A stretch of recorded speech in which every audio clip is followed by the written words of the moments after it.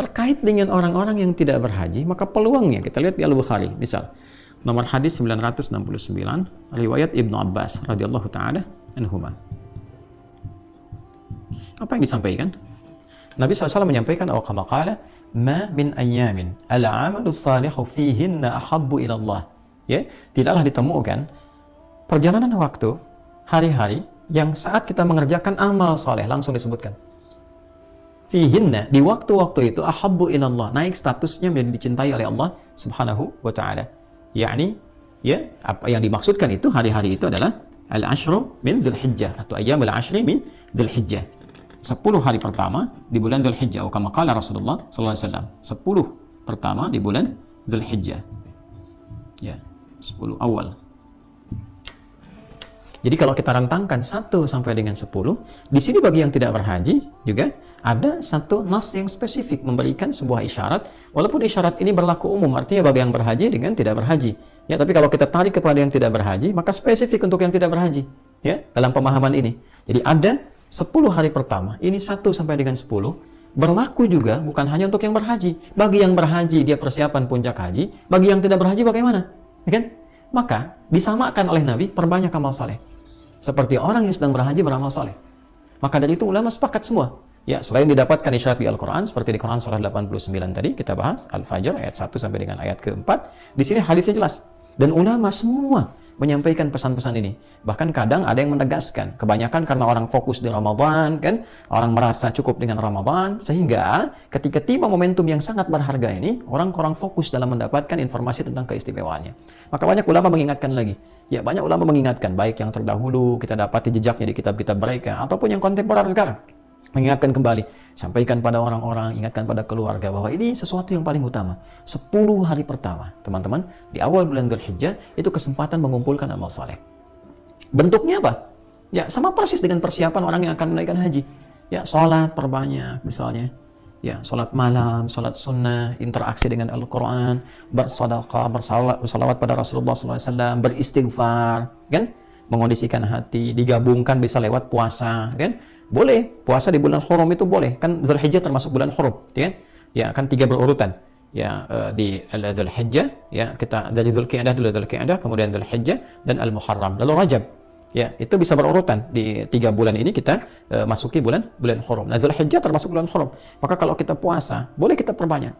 Hari pertama misalnya sudah berlewat, kan? Ya, alhamdulillah hari kedua kita mau puasa boleh. Hari ketiga istirahat, keempat puasa lagi boleh. Atau kita runtutkan 1, 2, 3, 4, tidak ada masalah. Ya, untuk memperbanyak puasa itu. Niatnya apa? Ini, melatih hati, mengumpulkan amal saleh. Nah, untuk apa?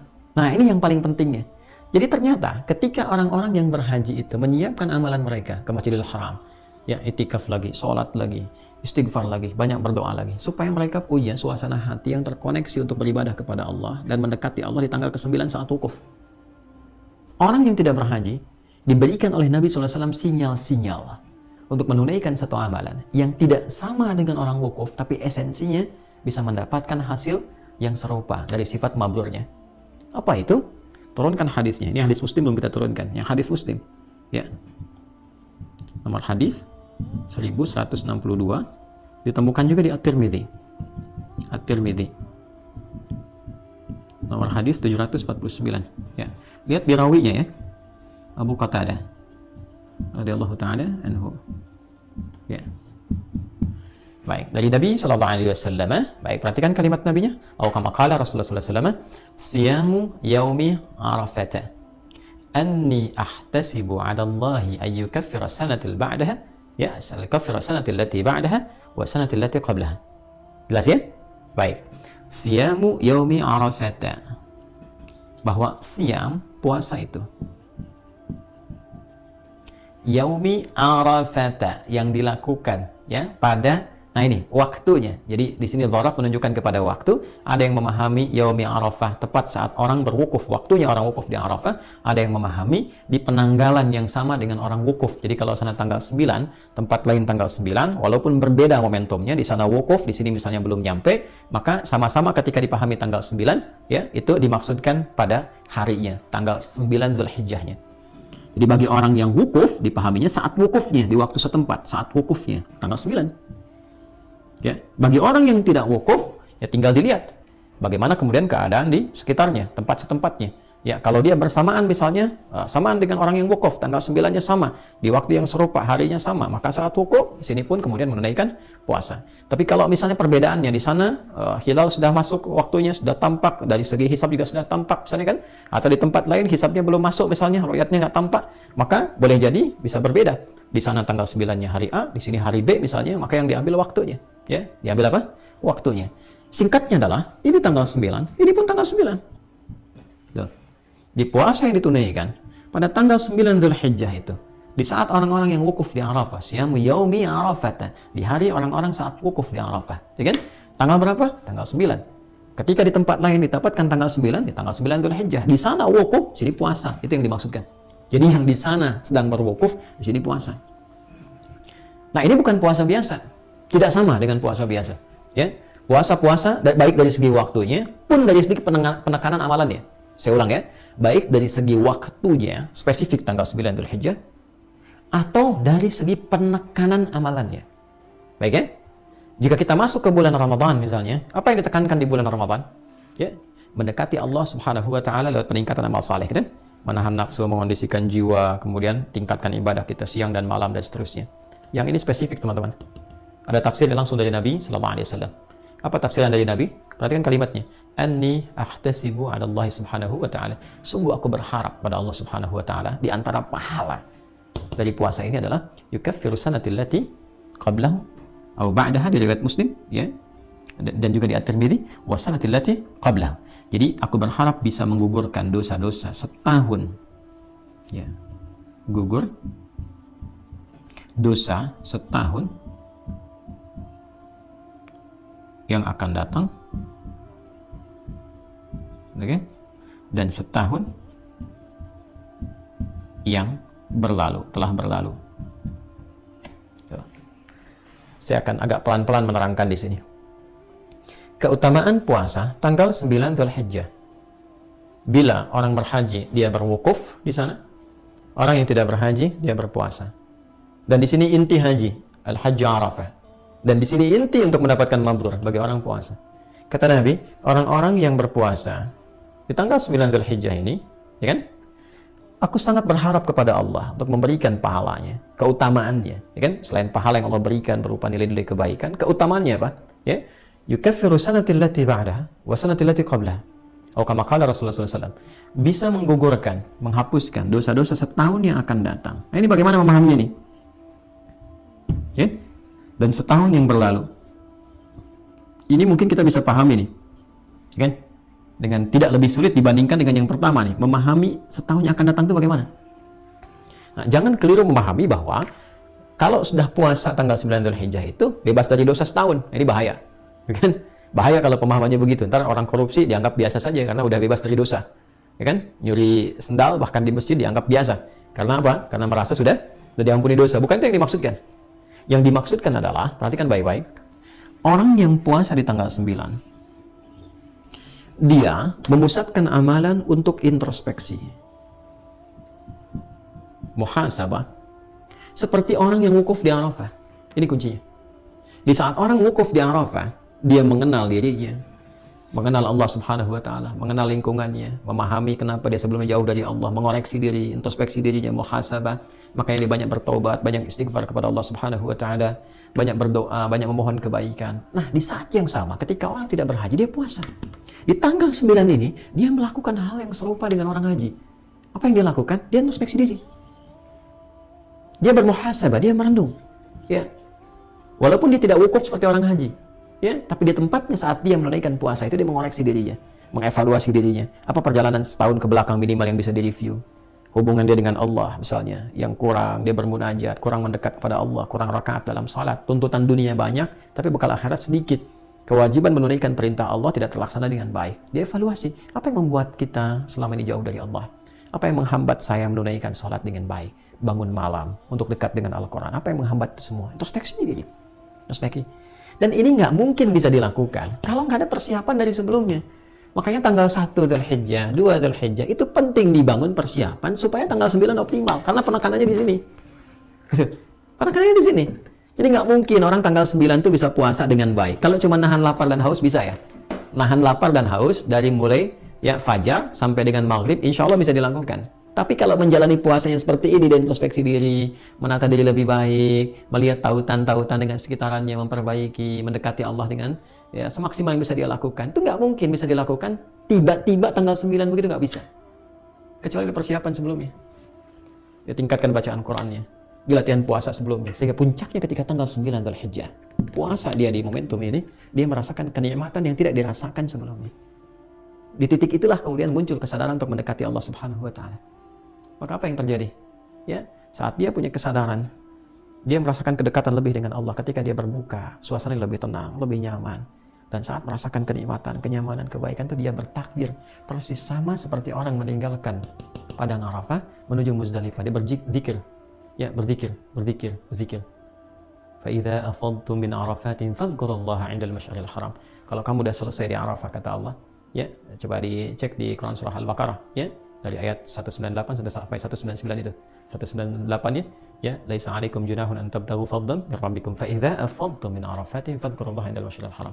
Kalau kamu telah selesai di Arafah, segera bergegas ke Masy'aril Haram, ke Muzdalifah sambil berzikir. Dia bertakbir, dia bertasbih, dia bertahmid. Sama persis. Kenapa dia berzikir? Memuji Allah karena dia sudah merasakan kedekatan yang sebelumnya belum terbangun dengan Allah Subhanahu wa Ta'ala. Sama persis. Orang kalau sudah selesai, dia puasa, dia bermuhasabah, dia menangisi dirinya, bertobat, ingin jauh lebih baik dari sebelumnya. Tiba-tiba merasakan perubahan pada diri, dia bertakbir. Allahu Akbar, Allahu Akbar, Allahu Akbar. Malam 10 tuh. Ya. Dan puncaknya di hari ke-10, teman-teman. Apa yang terjadi? Hari ke-10. Yang di sana melontar jumrah saat fajar kan? Ya kan? Dia lontar, bukankah dengan kalimat Bismillahi Allahu Akbar?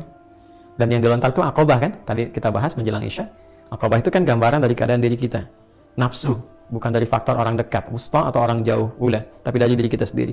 Kadang-kadang keburukan itu muncul bukan karena faktor luar, tapi kadang-kadang yang lebih utama dari faktor dalam, ketidakmampuan mengendalikan nafsu dengan baik.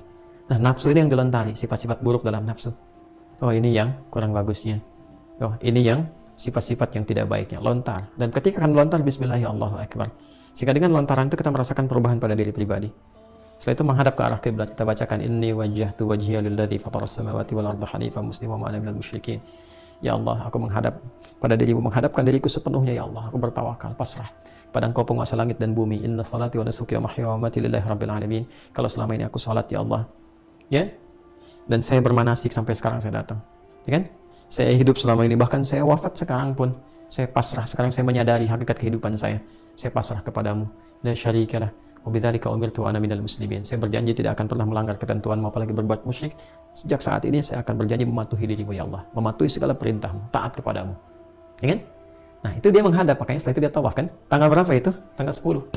Saat yang bersamaan, ketika di sana berusaha mengendalikan nafsunya dengan lontaran, di sini menyembelih. Apa yang disembelih? Di sana kan gambarannya melontar, ya kan? Ya kan? Nilai spiritualnya apa dari lontaran itu? Kalau lontaran kan praktek ritualnya, ya kan? Gambarannya kan melontar itu, ya kan? Itu kan syariatnya melontar. Tapi hikmah di balik itu apa? Yang dilontarkan nafsunya, itu yang diperbaiki. Makanya jamarat kan gambaran dari godaan-godaan setan itu. Yang pertama digodakan nafsu dirinya itu. Ya, la'anahullah la'attakhidanna min ibadika nasiban mafruḍa. Setan saat dilaknat oleh Allah, dia mengatakan, aku akan menggoda bagian dari diri manusia, itu nafsunya. Itu ada di An-Nisa ayat 118 sampai 119 tuh. Digoda tuh. Nah, itu yang dilontar. Supaya godaan-godaan setan itu bisa diminimalisir, dihilangkan sifat buruk, yang muncul baiknya. Nah, sama persis. Nafsu ketika itu kemudian coba untuk dikendalikan, dilontar lewat jamarat di sana, di sini dengan menyembelih hewan. Dan hewan itu di antara makhluk yang diciptakan oleh Allah hanya dengan nafsu saja, nggak ada takwanya. Kan nafsu lawannya takwa. Jadi begitu nafsu bisa disembelih, bisa dilontar, yang muncul takwa. Ingat, nafsu lawannya apa? Takwa. Ketika nafsu bisa disembelih, bisa dilontar, maka yang muncul takwa yang baiknya. Di sana melontar, di sini menyembelih. Jelas ya? Dan kalimatnya sama. Ketika di sana melontarkan Bismillahirrahmanirrahim, Allahu Akbar, lontar. Di sini menyembelih, bukankah menghadap ke arah kiblat? Apa kalimatnya? Bismillahirrahmanirrahim. Dan sunnahnya setelah selesai itu menghadap ke kiblat dan mengatakan, inni wajjahtu wajhiya lilladzi fataras samawati wal arda hanifan musliman wa ma ana minal musyrikin, sampai ke ujung hadisnya, sampai ke ujung doanya, seperti yang tadi pernah kita sampaikan. Jadi sama persis. Ritualnya berbeda, tentu pahala banyak di sana, tapi yang kita cari nilainya dan keikhlasannya. Tadi pembahasan kita di awal tentang value-nya. Maka yang diraih di sini dengan diraih di sini itu hasilnya sama-sama, teman-teman sekalian. Renungan yang di sini berlangsung sampai ke tanggal 11, ya kan? Kemudian 12, ini kan pulang nanti setelah dia lontar yang Aqabah saja, ya kan? Kemudian dia beristirahat ke maktab, kadang ada yang langsung ke Ka'bah, dia tawaf ifadah, lalu bersiap kan tanggal 11 mabit kan di Mina. Untuk apa? Persiapan merenung lagi apa yang belum bersih di hati ini, lontar lagi ke Jamarat. Merasa belum bersih, balik lagi tanggal 12 lontar lagi. Merasa sudah bersih, dia pulang, selesai hajinya. Ya kan? Itu yang dimaksud Al-Baqarah di ayat 203 itu. Ya. Wadhkurullaha fi ayyamin ma'dudat. Faman ta'ajjala fi yawmin fala itsma alaihi. Kalau memang merasa sudah bersih, ini di hari yang kedua ini, ya, silahkan selesaikan. Wa man ta'akhkhara fala itsma alaihi liman ittaqa. Dan bagi yang ingin meneruskan hari yang ketiganya, teruskan sampai nafar akhir, ya kan? Enggak ada masalah. Liman ittaqa, bagi yang merasa takwanya sudah muncul. Jadi bukan sekedar nunggu di Mina, berangkat yuk lontar, balik lagi, berangkat, bukan begitu. Ada merasa perubahan pada dirinya. Liman ittaqa, bagi yang merasa takwanya sudah muncul, nafsunya ditekan. Nah, bagi yang tidak berangkat haji, sama persis yauman nahri, ya kan? Hari tasyriknya nih, sampai hari ke-13 kan? Sama. Mungkin ada yang nyembelih tanggal 10 ya, setelah sholat. Mungkin ada yang nyembelih tanggal 11, tanggal 12, sampai tanggal 13. Tapi yang paling menarik apa? Baik yang di sana, ataupun yang di sini, di akhirnya adalah terjadi peningkatan takwa yang membuat dia lebih dekat dengan Allah. Nah, keadaan seseorang yang merasa lebih dekat dengan Allah dari sebelumnya, itu dalam bahasa Arab disebut dengan kurban namanya. Korban dari kata korban. Ya, ini intinya. Bukankah saat menyembelih kita katakan ini sedang korban? Ya kan? Korban apa? Sapi. Korban apa? Kerbau. Korban apa? Kambing, domba, dan sejenisnya. Esensinya bukan pada hewannya. Esensinya apa? Esensinya adalah pada sifat-sifat kurang baik yang diwakili oleh sifat nafsu itu yang melekat pada hewan. Di sana pada lontaran jumrah, di Jamarat, di sini pada hewan. Ketika disembelih, kita rasakan apa sih sifat-sifat hewani yang selama ini dominan, yang menjauh dari Allah Subhanahu wa Ta'ala? Sulit diajak untuk mendekat kepada Allah, sulit untuk bersih-bersih seperti hewan, kambing sulit dibawa ke air, ya kan? Sulit dibersihkan. Ini manusia kok sulit dibersihkan, ya kan? Hah? Sapi yang makannya rumput kok manusia bisa makan aspal, itu kan? Dan sebagainya. Apa yang salah nih? Awas, hati-hati. Maka ada renungan-renungan, evaluasi diri, introspeksi diri. Sehingga di waktu-waktu yang spesifik ini, dia bisa mendapatkan satu momentum untuk mengevaluasi diri, sehingga merasakan kedekatan lebih dengan Allah. Itulah sebabnya, kenapa diperkenalkan kurbannya, bukan penyembelihannya. Kalau dalam bahasa Arab, penyembelihan itu disebut dengan dzabah. Dzabah yadzbahu. Makanya ada yang mengatakan yaumul dzabah, hari penyembelihan. Atau udhiyah, hari penyembelihan yang dilangsungkan di waktu duha. Ya, karena itu, di Fajar Idul Adha itu salatnya jangan terlalu siang seperti Idul Fitri. Kalau Idul Fitri itu 2 tombak, ya, ramhain. Kalau Idul Adha itu 1 tombak cukup, bisa langsung di waktu syuruk lah. Syuruk begitu masuk syuruknya, kan syuruk itu 1 tombak kan kurang lebih. Itu kurang lebih ya 1 jam dari fajar. Jadi kalau fajarnya jam 5 misalnya, ya, atau 5 kurang 1/4, ya bisa langsung salat Idul Adha itu jam 6. Jam dari situ. Jam 6 sudah bisa dilakukan. Sehingga apa? Sehingga ketika masuk duhanya itu, ya, syurukan awal duha pengantarnya. Begitu masuk kemudian, ya, perjalanan sampai ke menjelang pertengahan duha, itu sudah bisa menyembelih. Jadi kalau selesai, khutbahnya kan sunnahnya nggak panjang-panjang. Ini kalau jam 6 sholat, kan setengah 7, ya bisa selesai dengan khutbahnya. 7 kurang 1/4 selesai, jam 7 udah nyembelih. Udah masuk. Itu ya kenapa disebut udhiyah, yaumul udhiyah. Hari menyembelih di waktu duha. Ya, penyembelihannya disebut dengan dzabah. Waktunya di waktu duha, udhiyah. Kan? Sifatnya disebut dengan kurban. Pertanyaannya, kenapa yang diperkenalkan oleh ulama kita itu kurbannya? Ini ingin menunjuk kepada esensinya. Antum boleh kurbannya, kurban sapi, hewannya. Tapi kedekatan dengan Allahnya jangan sampai, ya, sekecil ayam misalnya. Ya, itu maksudnya. Jadi bangun kedekatan lebih lagi, bangun lebih lagi, bangun lebih lagi. Nah, nggak mungkin orang itu bisa optimal kurban, dekat dengan Allah, kalau nggak disiapkan dari awal-awal ini. Gitu. Jelas ya? Nah, jadi persiapan ini begitu mahal. Puncaknya di tanggal 9. Kalau tanggal 9 bisa optimal, di sana wukuf, sini puasa. Dan tanggal 10 dia mulai nyembelih hewan, kan? Di sana mengintrospeksi dirinya dengan lontar jumrah, di sini menyembelih. Ya kan? Makanya kan teman-teman sangat populer kan di hadis Muslim, hadis 1977, ya kan? Ketika Nabi SAW menyampaikan, atau kama qala Rasulullah SAW, "Idza ahalla hilal dzulhijjah wa arada ahadukum an yudhhiya fala yamassa min adfarihi wa sya'rihi syai'a." Atau kama qala Rasulullah SAW, jika sudah masuk ke awal bulan Dzulhijjah dan ada di antara Anda yang menginginkan untuk menyembelih hewan untuk kurban, untuk mendekat kepada Allah, maka jangan sekali-kali ya menyentuh. Maksudnya jangan potong ya kuku dan rambut yang melekat pada dirinya. Di antara penafsirannya kalau kita lihat di syarah hadis Muslim itu, ya, itu yang dimaksud adalah pada manusianya, pada orangnya. Ini salah satu penafsiran ya yang saya cenderung kepadanya. Kalau kita lihat di syarah Sahih Muslim itu ada kejadian beberapa orang yang di era sepeninggal Nabi SAW itu mendekat ke Dzulhijjah, ada yang bersih-bersih sampai memotong dan mencukur ya bulu-bulu yang melekat pada tubuhnya, ya kemudian rambut yang melekat pada tubuhnya. Kalau bulu kan di hewan, kalau manusia rambut ya melekat pada tubuhnya, kemudian kuku dipotong. Maka diadukan itu pada salah seorang sahabat, ya kan? Lalu beliau menyampaikan ini sunnah Nabi yang sudah mulai dilupakan. Apa maksudnya? Maksudnya bagi orang-orang yang sudah siap menyembelih, maka dia tahan dulu, tidak potong kuku, tidak potong rambut yang melekat pada tubuhnya sampai hewan kurban ini disembelih. Apa maksudnya semua itu? Supaya Allah berkenan mengampuni semua bagian tubuhnya, sampai bagian tubuh yang biasa ia cukur atau ia potong sebelum terlepas dari dirinya. Mungkin kuku ini pernah menyertai dalam dosa, rambut pernah berdosa. Bukankah banyak istighfar di awal-awal ini?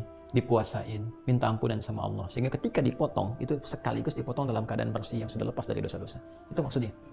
Ya, di luar penafsiran-penafsiran lain, tapi ini yang dimaksudkan hal yang menyempurnakan keadaan kita merasa lebih dekat dengan Allah. Ketika seorang sudah dekat dengan Allah, maka otomatis sifat-sifat dalam nafsu yang negatifnya itu terkikis, sifat baiknya muncul. Nah, kebaikan yang lahir setelah buruknya itu hilang atau bisa ditekan, maka ini disebut dengan birrun namanya. Kalau melekat kepada dirinya, maka disebut dengan mabrur namanya. Mabrur. Kenapa disebut haji mabrur? Wal hajjul mabrur, demikian di hadis Muslim, hadis 1349. Dan haji bukan orangnya. Kalau orangnya begini, al-hajj itu orangnya. Itu hajjah. Tapi di sini yang dimaksudkan al-hajj ini. Al-hajjul mabrur. Wal hajjul mabrur, sedangkan penunaian ibadah haji itu yang mampu merubah seseorang menjadi lebih baik, mengikis sifat buruknya. Ini yang mampu merasakan diri sendiri. Ya kan? Personal nanti. Kan evaluasinya personal sifatnya. Nah, kalau sudah merasakan kebaikan, pulang ke Indonesia, ke tempat lain, ke daerah masing-masing, lebih tenang, lebih baik, auranya lebih, Masya Allah, memancar cahaya kebaikan, kemuliaan. Dia pertahankan sampai wafat. Ini laisa lahu jaza, laisa lahu jazaun illal jannata. Ini nggak ada pahala sebanding kecuali surga. Ya. Dan yang tidak berhaji, potensi mendapat mabrur, ini kan value-nya nih, nilainya, nilai yang bisa dicapai. Ini sangat mungkin bisa didapatkan. Sekali lagi, saya tidak bicara tentang ritualnya.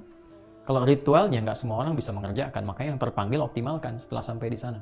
Tapi yang saya maksudkan adalah ini value yang bisa diraih. Bahkan orang haji pun berangkat untuk meraih ini. Yang tidak berhaji, yang belum berkesempatan, kejar ini value-nya. Lakukan ibadah-ibadah yang Nabi pernah isyaratkan dan contohkan, dapatkan perubahan pada dirinya. Ketika mampu mendapatkan perubahan pada diri itu dan menjadi lebih baik dari sebelumnya, maka itu yang saya maksudkan, dia mendapatkan mabrur sekalipun dia belum berangkat menunaikan haji.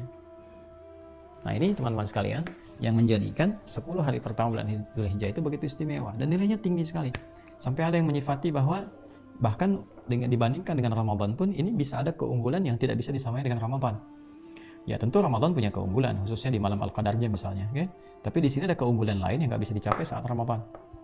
Ya, apa itu? Yaitu untuk mendapatkan nilai-nilai yang tadi seperti diutarakan, khususnya saat amalan dicintai oleh Allah Subhanahu wa taala. Ramadan pahala banyak berlipat, tapi belum tentu mendapatkan cinta Allah. Tapi 10 hari pertama Dzulhijjah ini jelas kalimat nabinya. Ma min ayyamin al-amalu shalihu fihinna ahabbu ila Allah, yang paling dicintai oleh Allah Subhanahu wa taala. Wa kama qala Rasulullah sallallahu alaihi wasallam. Karena itu saya pribadi, teman-teman sekalian, lebih ingin mengajak pada diri sendiri, pribadi, dan kita semua untuk selalu berusaha memahami esensi di balik ibadah. Menunaikan itu betul, optimal dalam menunaikan ibadah, betul, untuk menggugurkan kewajiban. Jadi kalau rumus kita hanya untuk menggugurkan kewajiban, dapat pahala, selesai. Sholat, tunaikan sholat, selesai. Baca Quran, baca, dapat pahala, selesai. Ya, Idul Adha juga demikian. Anda tinggal sholat, dapat pahala insya Allah, kan selesai. Babnya ikhlas. Tapi kalau kita berusaha mempelajari esensinya, apa hikmahnya, apa value-nya, apa nilai yang bisa kita pelajari, dapatnya lebih. Bukan hanya pahala, tapi ada pedoman berkehidupan, ketenangan yang baru, gambaran yang membuka kecerahan dalam jalani hidup, kebermajuan yang bisa kita dapatkan, pesan-pesan yang sangat baik sekali, pesan intelektual, pesan moral, pesan spiritual, ya kan? Pesan segalanya yang bisa kita jadikan pedoman dalam berkehidupan. Ya, ada pesan kan spiritual, ritual, intelektual, pesan emosional, banyak sekali yang memberikan ketahanan-ketahanan lebih pada kita, karena hakikatnya Al-Quran adalah pedoman hidup kita. Sunnah itu gambaran dari praktek Al-Quran yang langsung dicontohkan dalam kehidupan Nabi SAW. Langsung bisa kita rasakan dan kurikulumnya berkelanjutan. Nah, ini yang sedang kita gali, kita optimalkan sehingga insya Allah kita bisa lebih baik daripada hari-hari sebelumnya.